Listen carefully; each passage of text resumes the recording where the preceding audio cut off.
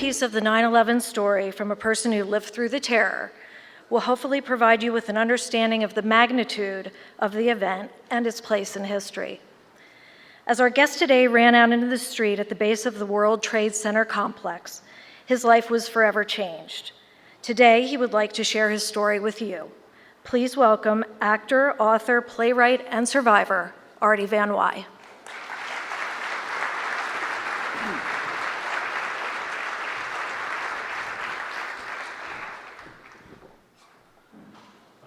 Thank you very much for having me here, and thank you very much for being here. It means a lot to see that this many people have an interest in that day and remembering that day.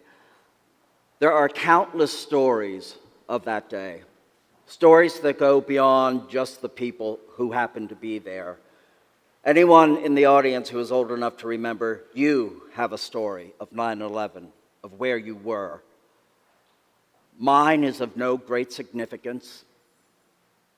It just happens my story had me there in the streets that day.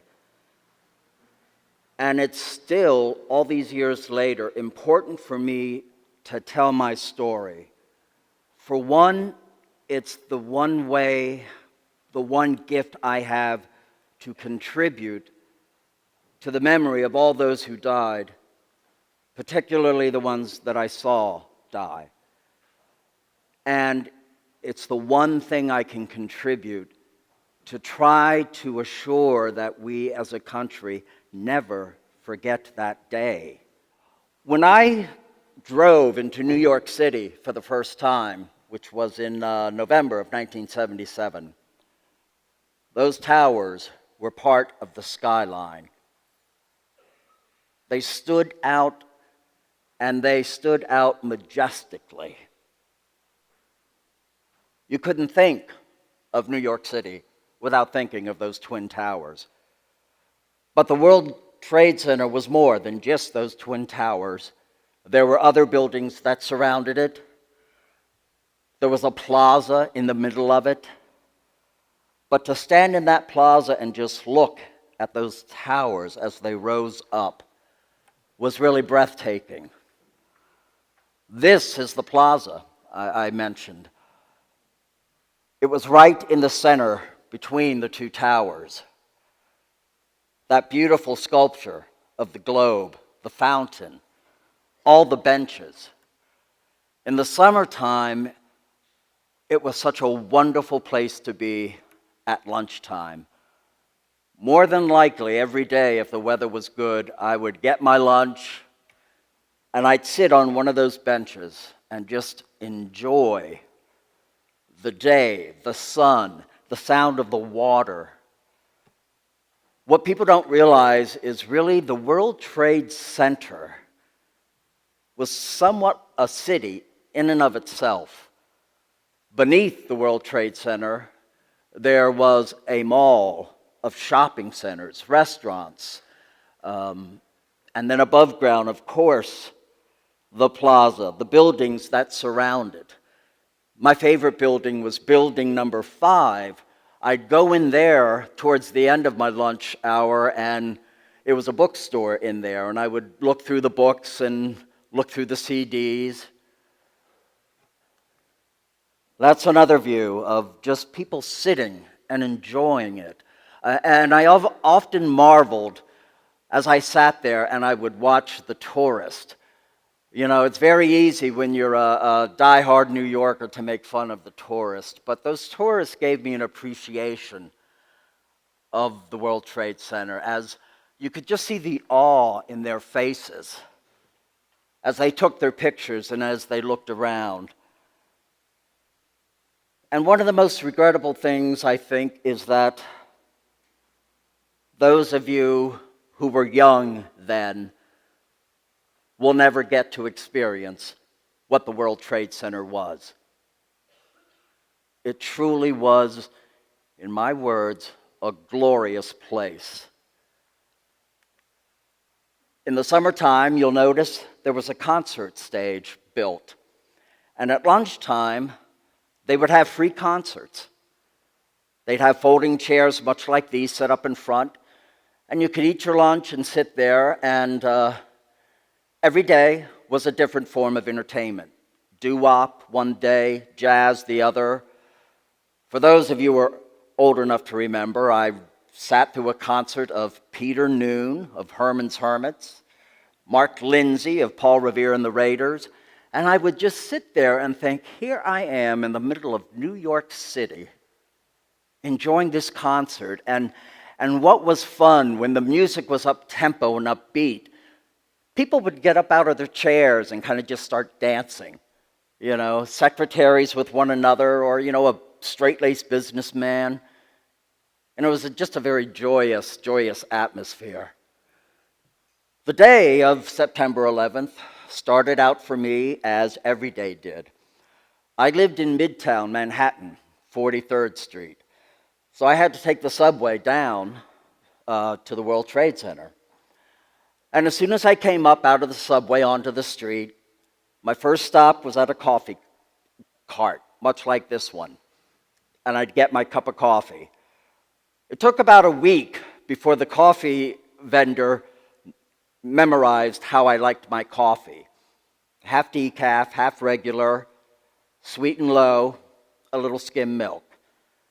And I no sooner would walk up to the cart and he had my coffee ready for me.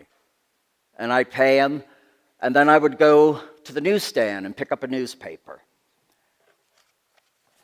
And after that, I would just sit on one of those benches, read the newspaper, drink my coffee, before I had to go up to work. And I remember that day, this was my office building. It was on the corner of Broadway and Fulton Streets, 195 Broadway. And you can see how close proximity it was to the North Tower. This also gives you more of an idea of where I was. The red is my office building. And you'll see there is the whole complex. World Trade Center Building 5, the building where I went in the bookstore. And then in yellow, the two towers, World Trade Center 1 and World Trade Center 2. If you ask anybody who was in New York that day, or even on the East Coast, the one common thing you will hear is people saying how beautiful that day was. The sky was the most beautiful blue I think I had ever witnessed. The clouds stunning. And it was one of those days where you just kind of sit there and you have that sense of life is good, you know? And so 8:30 came, time for me to get to work, so I went up to my office building. And I'd been working in my office for about 15 minutes. And then everything changed.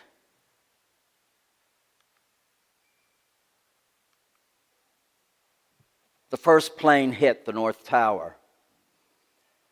In my office, we heard the explosion, and our building actually shook. And everyone was saying, you know, what was that? Was that thunder? Was that an explosion? And it didn't take too long before someone ran into the office, a secretary who was hysterical, saying, a plane has hit one of the towers. Well, my first initial response, I thought she meant a very small plane, like a single prop plane had probably crashed into the tower. I didn't expect that.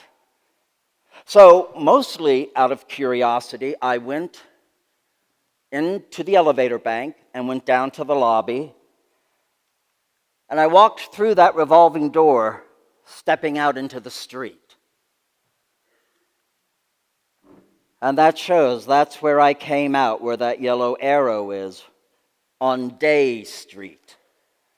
And the first thing I noticed was paper everywhere. The streets were covered with sheets of paper. And sheets of paper were just wafting down constantly from the sky. Paper from the offices that had been in the North Tower. I followed that. I walked that yellow line to Church Street, right in front of the World Trade Center. And again, noticing all the paper that was there. And I started to notice pieces of debris and like plasterboard. So I walked, and for the first time when I looked up to the tower, expecting to see that little plane, this is what I witnessed. And people often ask me, well, what was going through your mind then? I don't know. It was absolute shock.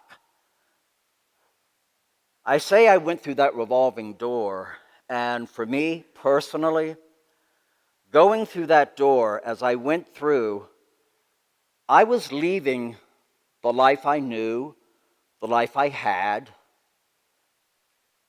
and stepping out into a different world and a different life. I stepped out into a war zone, and I had had no combat training. So I had no words, no thoughts that could adequately process what I was seeing. It was like a black canyon, and flames and smoke just billowing out of it. By that time, more people were coming out, and the streets were lined, and everyone, myself, just staring. And I don't know if you can tell, but we started noticing that people were on the other floor, or on the upper floors, and the looks of shock. These few pictures can only begin to describe what it was like for those of us in the streets watching this unfold. And we noticed the people. I'll never forget seeing people waving shirts or whatever from those upper floors, the floors above that black canyon, the floors where people were trapped. And we're just so hoping someone see me, help me. We just stared at that, and then I heard a woman behind me scream. And I looked closely and saw that people were starting to jump from the North Tower. And I show you these not to be graphic, but to give you a sense of what we were seeing. We were seeing people who knew they were going to die. And these people had to make a choice. They were going to decide how they died, either by fire or by jumping. And to this day, I consider those people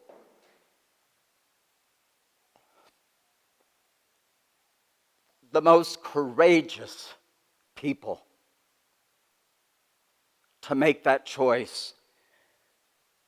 There is a quote, two quotes actually, that are etched on the walls of the 9/11 Memorial Museum, talking particularly about those who ended their lives by jumping. One man said, "She had a business suit on. Her hair was askew. This woman stood there for what seemed like minutes. Then she held down her skirt and then stepped off the ledge. I thought, how human, how modest to hold down her skirt before she jumped. I couldn't look anymore." Someone else described, "You felt compelled to watch out of respect to them. They were ending their life without a choice, and to turn away from them would have been wrong." When I saw and realized people were jumping, my response, without a thought, I just started screaming, no, no, no. And I actually ran into the plaza towards where that sphere is. I ran up into those steps, wanting to get to the North Tower. And that shows where I had run. And that orange spot is where I had to stop. I was under the protection of a corner of building number 5, standing right opposite the North Tower, and debris and metal, glass. I remember the glass shattering. I mean, things were constantly raining down. There was no way that I could get across. That arrow shows where I stood and how close I was to that tower. And I don't know what it was, but I wanted to get to those people. I knew they were dead. I assumed that. But I had the thought, if one person is alive, barely even clinging to life, I don't want them to be alone. I wanted to hold their hand. But I couldn't get there, so all I could do was stand there for moments and just watch the bodies as they hit the ground. And I will never forget the concert stage there. I focused on one man in a suit. As he fell, his arms and his legs were flailing as if he was trying to prepare to stop himself. And somehow in my life, I had gotten the misconception that if a person jumped from a high place, that they would be dead before they hit the ground. I realized how wrong I was as I saw that man flailing and drop behind the concert stage.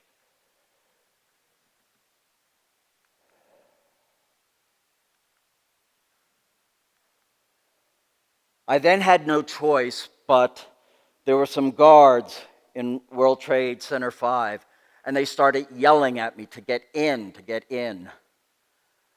And that was one of those moments where you're truly facing life or death.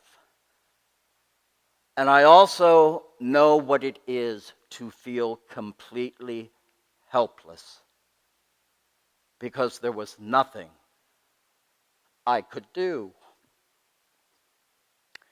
So I ran into the World Trade Center 5, came back out onto Church Street, and ended up down by the World Trade Center number 4. I stood in front of the Century 21 store and just watched that burning North Tower. And you can notice there was a helicopter trying to rescue people who were on the roof. But from what I had read afterwards, the smoke was just far too dense for anyone to be rescued. So even those on the roof who thought maybe they had a hope, a chance, they didn't. And as I stood there, suddenly I heard the second plane. It was so loud, and I remember looking up to my left and seeing how huge it was, and that it was heading for the South Tower. And my very first thought, clear thought, was, oh my God, the air traffic controllers have screwed up. They've misdirected this plane.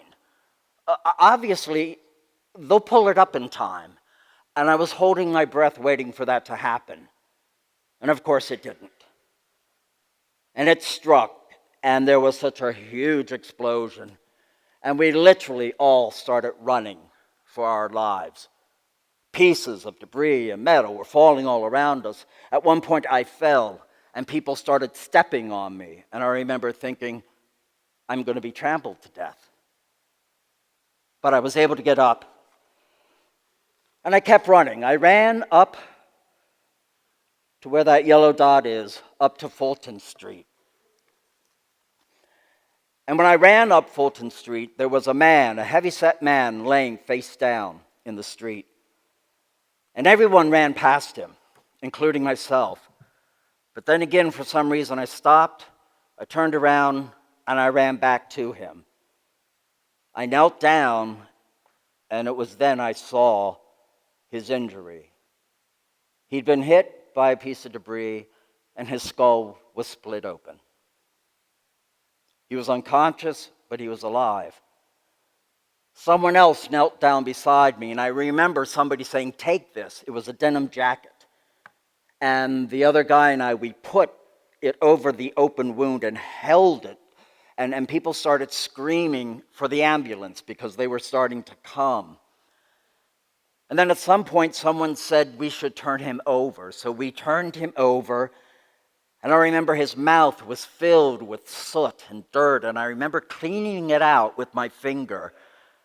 And I noticed his watch had come off. And I picked it up and I put it inside his pants pocket. I also noticed he was wearing an employee name tag that had his name and where he worked. And the biggest regret that I have is that I didn't look to see what his name was. Because I'm sure he did not make it. And I wish somehow I could have found his family just to tell them he was not alone when he died. The ambulance got there, and it took maybe 6 of us to get him up on the gurney. And as we were lifting him into the ambulance, I stroked his left arm, and I got down to his ear. And I whispered, "You'll be okay. You'll be okay," knowing that he wouldn't be. Then I started looking for a phone because I had left my cell phone in my office, and I had suddenly thought of my parents. They had retired here to Lancaster, and they were living here, and I realized, oh my God, they're seeing this on TV. But I was going up to people with cell phones. None of them were working. So I started to walk a couple blocks north, and I ran into a deli and said, "Can I use your phone?" And they just pointed, and I went. I couldn't remember my parents' phone number. I could only remember the phone number of a friend in New York, and I called him, and I said, "Billy, it's Artie. Call my parents. They're in Millersville, Pennsylvania. Call them. Tell them I'm okay." And then I hung up, and when I stepped out into the street, I heard this huge rumbling sound. I didn't know at that time that it was the first tower collapsing.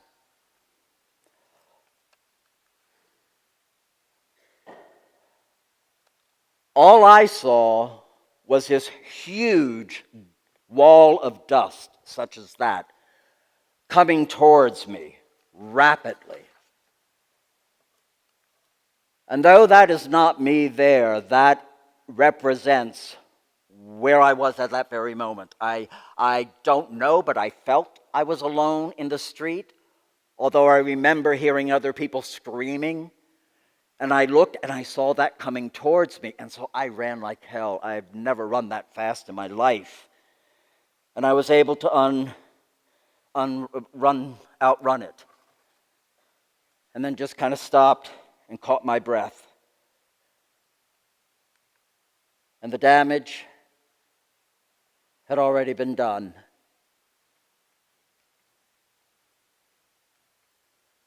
And there's that globe that stood in the middle of the plaza. It had survived. There's that concert stage where I listened to the noontime concerts before 9/11 and after.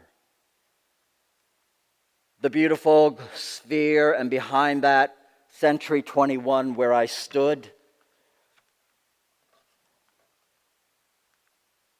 And that's Century 21 after. This is Church Street, the street I stood on, watching most of it unfold. And that's the street afterwards. That's my office building, the main entrance on Broadway, before and after. Again, my office building at the corner of Broadway and Fulton,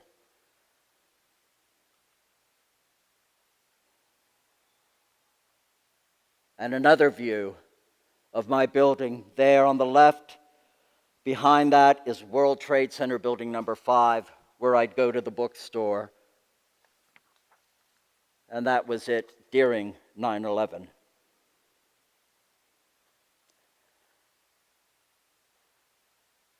So the World Trade Center was gone in a matter of hours.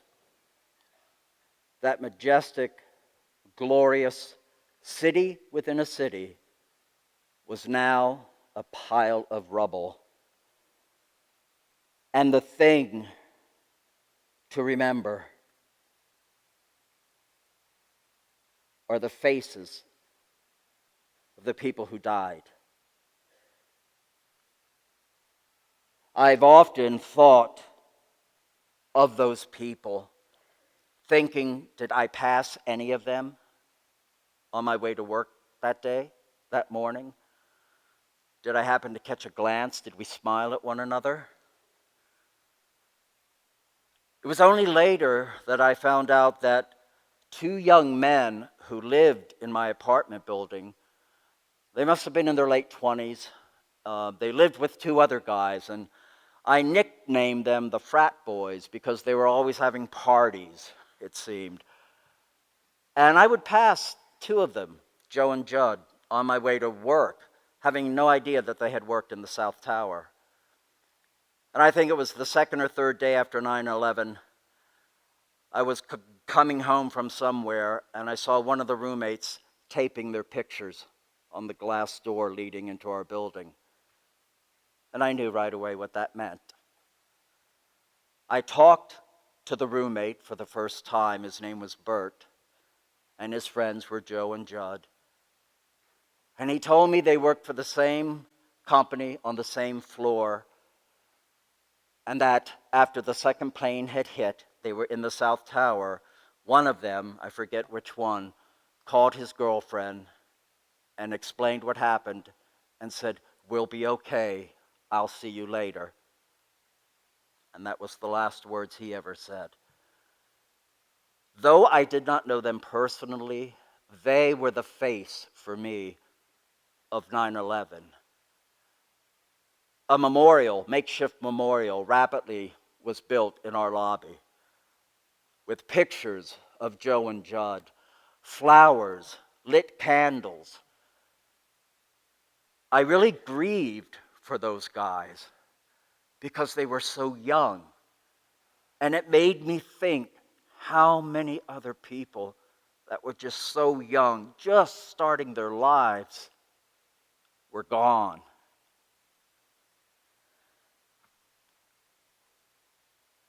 And that's all that remains, or did at that time. When we were finally able to go back to our office building, in between then, we had set up temporary offices in a hotel in Midtown. But when we were allowed to go back down, I lasted 3 weeks. And then I had to quit my job of 13 years. Because the moment the subway doors would open at my stop, you could smell the smoke, even 2 months later. And I'd come up out of the subway and just start crying. And I would cry all the way to work, especially as I passed what was now Ground Zero, which was still just ruins, and it was smoldering, and there was smoke. And so finally I said, I just have to quit. So I did. And what I ended up doing was writing about my experiences of that day and the weeks and months that followed. It started out the morning after 9/11. I woke up after a very fitful sleep, and I listened to all the voice messages. And I got on my computer and saw all the emails, from friends and family. So I sat down, and my basic intent was just to write a very brief email saying I'm okay. But the minute I started typing, I started explaining in detail what that morning was like. And I sent that out. And almost immediately, people began responding, thanking me. thanking me for giving them a perspective that they could not have gotten by just watching television. And they encouraged me to keep writing. So I think the few weeks after 9/11, I wrote maybe 3 or 4 emails that I would send out describing what it was like to be in Manhattan. And they would send those emails to their friends. So I started hearing from people I didn't even know, and everybody was thanking me and encouraging me to write. So I kept writing. And then January of the following year, January of 2002, one day I just had a thought, I wonder if all this stuff I've written could be a play. Now, I had moved to New York originally to be an actor and gave that up after 10 years and joined the corporate world. So being back on stage was the furthest thing from my mind. But I had this material and I knew it was important. So I had met a friend who was an actor, and I told him, I said, I have all this material. Could you please look at it and tell me if you think it could be a play? So I gave it to him. He called me that night, and he said, yes, I think it could, and I want to direct it. So for the next 2 years, he and I worked on a one-man theater piece, which eventually became That Day in September. It was a one-man show of me on stage just telling my story. We premiered it out in Los Angeles. And the thing I was struck by is after every performance, there would be people waiting for me. And again, they would thank me. I didn't realize how much it meant to people to have such an eyewitness perspective understanding of what it was like to be in the streets that morning. And yet the most wonderful thing is they would thank me and we would talk, and inevitably they would start to tell me their story, where they were. And that's when it really hit me that we all have a story. And they are all just as important as the next one. And then when we finally ended by doing it in New York, again, the same reaction. People waiting and thanking me and then telling me their stories. When the play was over, this was in 2003, I had to make a decision of what I was now going to do with my life. And much to my surprise, I thought, I'm going to move to Lancaster. Now, I had been in New York for 26 years, and I never thought I would leave. I loved being a New Yorker. But 9/11 shifted everything within me, shifted my priorities, and suddenly family became the top priority. Up until then, I'd see my parents 2 or 3 times a year, and to be honest, that was enough. But suddenly, I wanted to be with them. And so within a month's time of that thought, I packed up and moved here with no job, no apartment, no car. But I was with my family. I was home, so to speak. And since then, my story of 9/11 goes far beyond just that day. It involves all these years that have followed.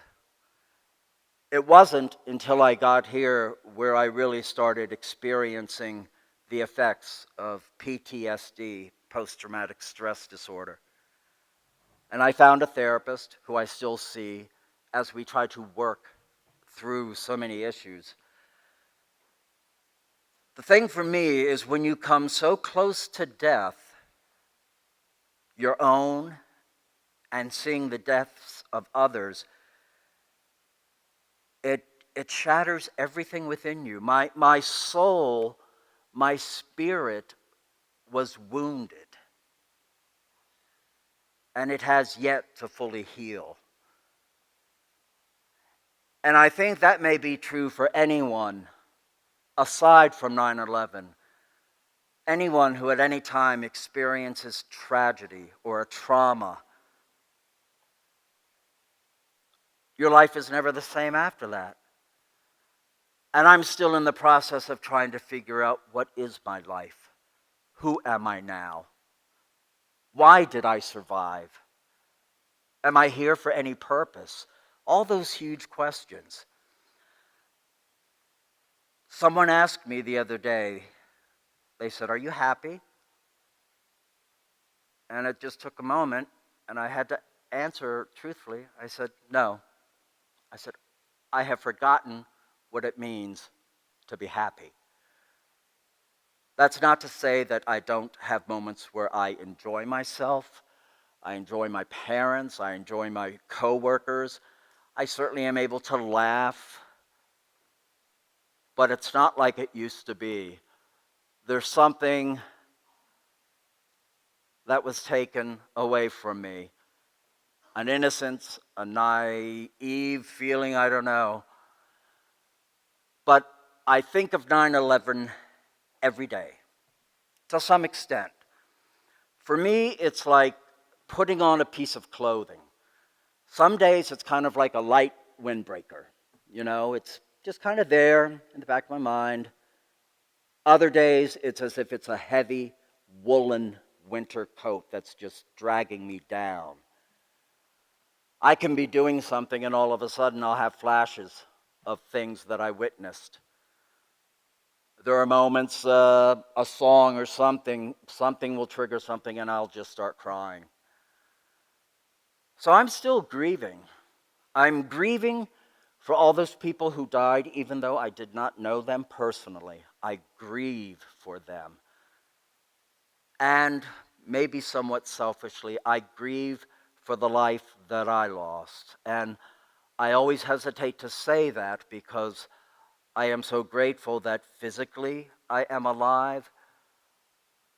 But the Artie Van Wy of September the 10th, 2001, died as I went through that revolving door. And I'm still trying to figure out who this new Artie is.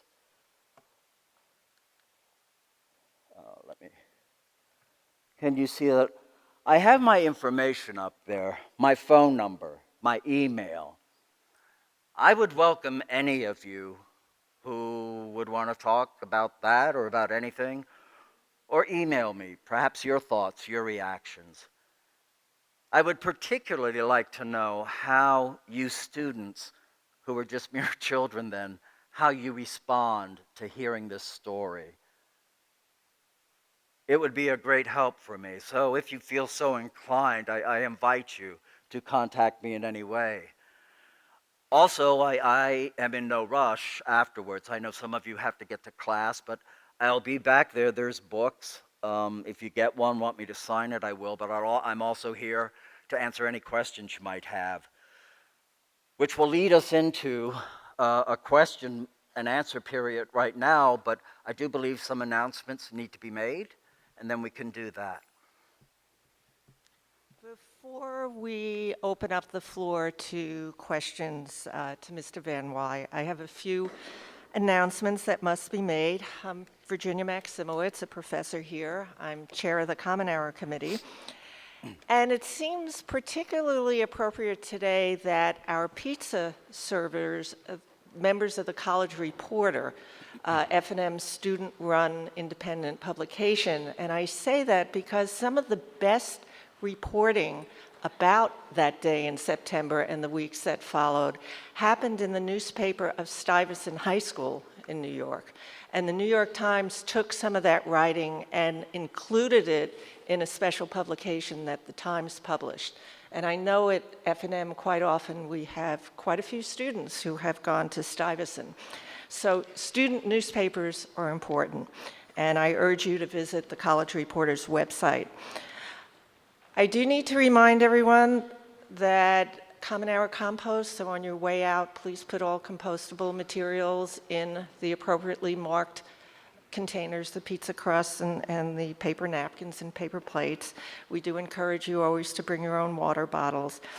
The most important announcement I have to make is that next week, the event is going to be a presentation by F&M alumnus Bruce Sussman, class of 71, called First There Was Harmony, from F&M to a career in the arts, but it's not going to be held here.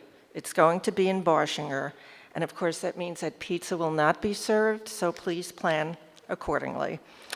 And just my last reminder is during the question and answer period, students come first. So I hope that you do have questions for Mr. Van Wy, and I hope some of you stay, talk to him in the back. His books will be there.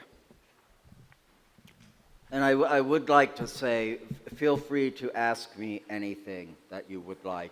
No questions are off limits, as far as I'm concerned. Hi.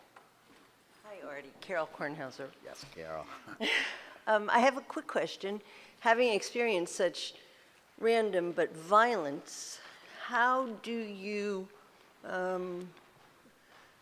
come to the violence that is so much part of our culture and maybe a larger general culture that's considered entertainment? How do you experience it? Do you watch it? Do you avoid it? And even the violence that's part of the news anymore, like the 2 recent beheadings, and we all know that they're not the only ones. Do you avoid it? Do you read it? Do you look at it? Yeah. It's a little bit, I guess, of everything. For the most part, I do try to avoid it, but that's, not always possible. Unfortunately for me and maybe many others, it no longer seems out of the ordinary, which is horrible to have to say that, but it's like, terrorism, terror, fear is just part of our lives now. Whenever I see things like that, my first thought is always, what will be next in regards to our country? So yeah, that's the answer to that.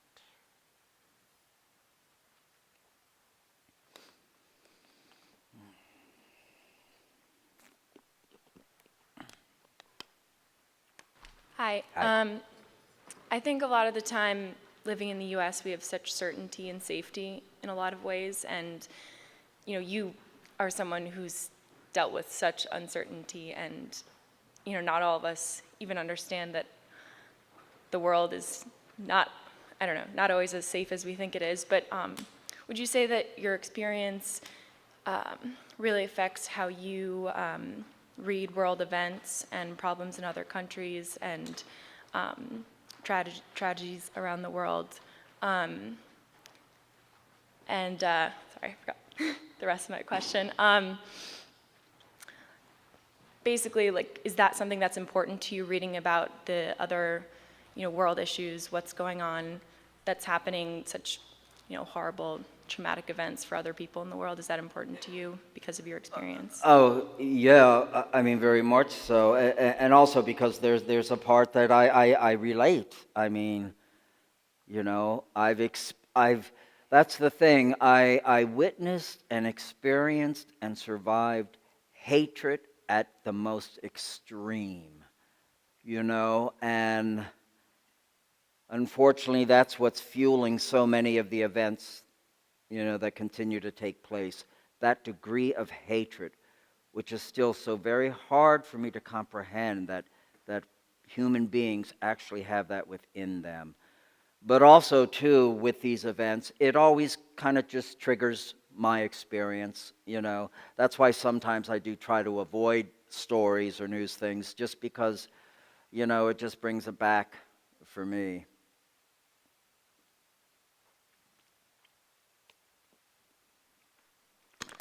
Hi. I was discussing this with a few people. Do you think this is all disrespectful, or I guess how are your feelings on the fact that 9/11 is a very important day in our history, but we don't necessarily get it off, maybe to commemorate the people or grieve? I was just wondering, I guess, your thoughts on that. Yeah. Well, it's funny. I mean, yes, it definitely should be a day of remembrance. Should it be a holiday? I am not opposed to that, but my fear is that if it were ever to become a holiday, that I don't know, years from now, we'll suddenly be having 9/11 sale day or something, you know, as the years go by. Yeah, I mean, 9/11 needs to be recognized, and even if it's in ways like this, you know, which I give F&M such credit for. I mean, we're remembering and we're honoring that day. You know, it may seem small in the scope of things, but it's just as important. Yeah.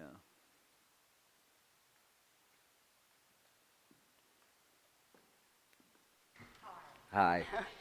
I'm probably the last person in a priority ranking who should be speaking. I haven't seen you since, I don't know when, 1969, when as a young college student I was dating Treat Williams, and I was stumbling down the back steps of one of the fraternity houses late at night. So I don't remember you and you don't remember me. I used to work at F&M. My grandfather graduated from F&M. My son attended 2 years. I lost very dear friends in 9/11. The top 18 floors of the World Trade Tower were owned by a good friend of mine, Stu Frazier, who was at a birthday party that day. But my dearest friend, Carlton Bartels, his vice president, was there, and he was killed in 9/11. I also lost 18 close friends from Haverford College who were also part of that company who died that day. I think, and I'm so sorry I missed your talk. I came from Baltimore. 83 is terrible, filled with terror. But the flags were hanging half-mast.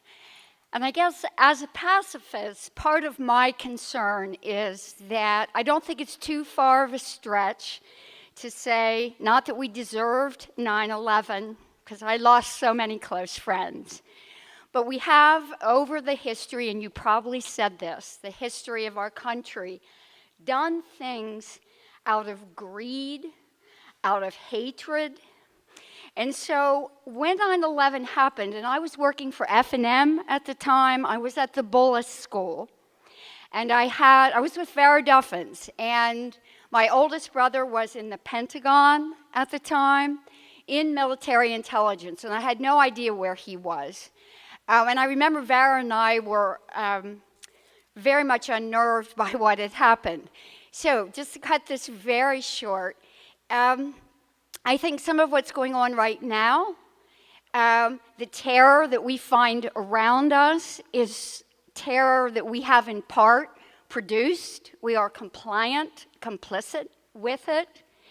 And as long as we are bullies on the road, as I keep getting cut off because now I have a spiffy car, I think that is bullying, that's rage, that's insecurity. It's the same kind of mindset of the people who blew up the towers.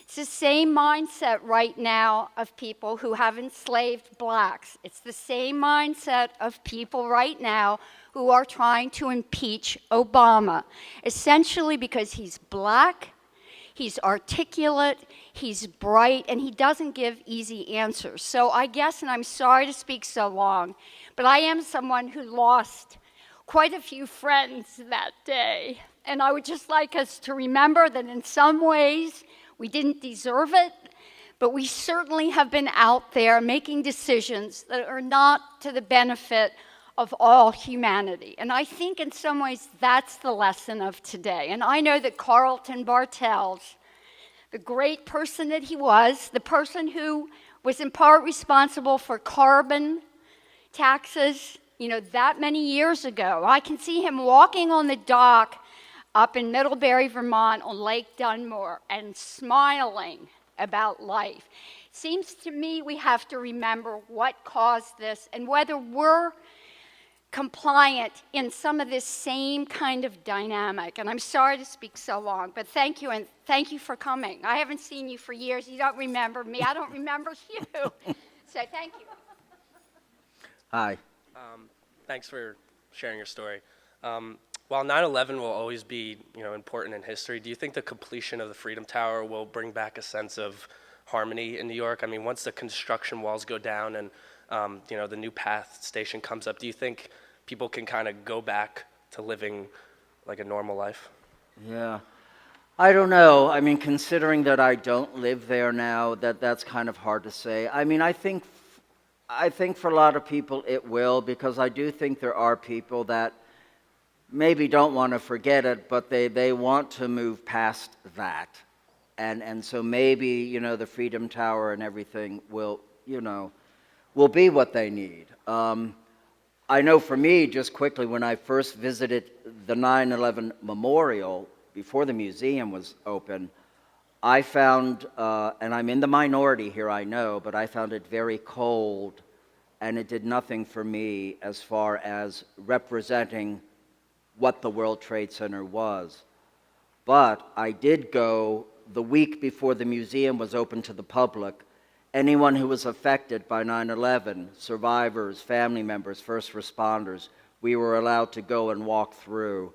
And I do have to say, as emotionally difficult as it was for me to walk through there, I think the museum has done an exceptional job of portraying that day, both educationally and just emotionally. And so I would encourage anyone, if you're ever in New York, to try to make the museum one of your stops.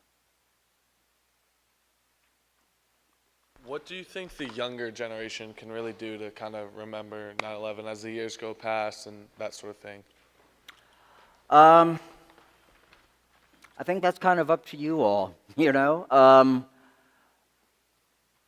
I just hope, as the years go, that, even if you weren't old enough to remember the actual events of that day, that you will find within yourself the significance of how that event changed the world you're growing up in. I mean, the world is now a different place, and you're experiencing that. So I would say that is something I definitely would want to pass on into your hands and others, of your generation, to decide among yourselves what significance that event has in your life. Hi. I was wondering if you could talk about your, personal and creative process with a memoir and with a play, because they're such interesting, difficult processes. Mm-hmm. Well, I mean, yes, it started out as a play, and then after the play, I did adapt it into the book. For me, particularly writing it, I mean, I had no indications of it going anywhere beyond just my private writings. For me, I feel, again, it's a gift that I can offer, that my story, again, not that it's of any great significance, but that at least one person's story is being heard. And I'm very honored and proud to say that this week, the play is actually being done in Australia, the first time it's ever been done outside the country. And so that just encourages me to think, that people, even in another country, were and continue to be affected by 9/11. Yeah. Could you describe at all, what was your own experience in your own life like in the immediate aftermath, like the first couple of days after 9/11? Kind of walking through it, but I'll share two personal things. That first week, one thing I would do, every morning I would wake up early, 6:30. I would call my parents and just cry. That's what I did. And also, I had become clean and sober in 1999 from alcohol and drugs. And that week, I went to so many AA meetings, and that's where I found support and comfort. And it was ironic. There was a saying going around the city then that the two most crowded places in the city were either AA meetings or bars. I'm just glad that I chose to continue with the AA meetings and not the bars. So.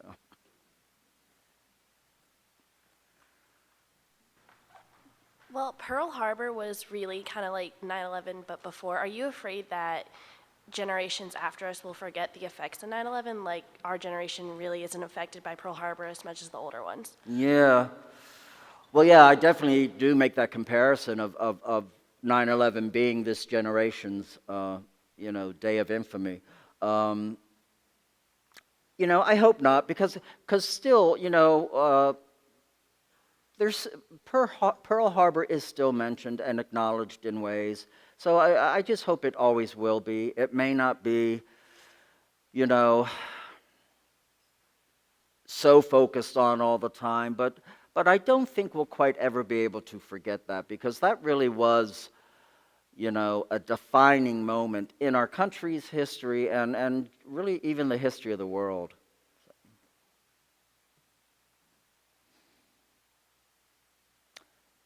If that's it, I guess we will bring that to a close. Yes.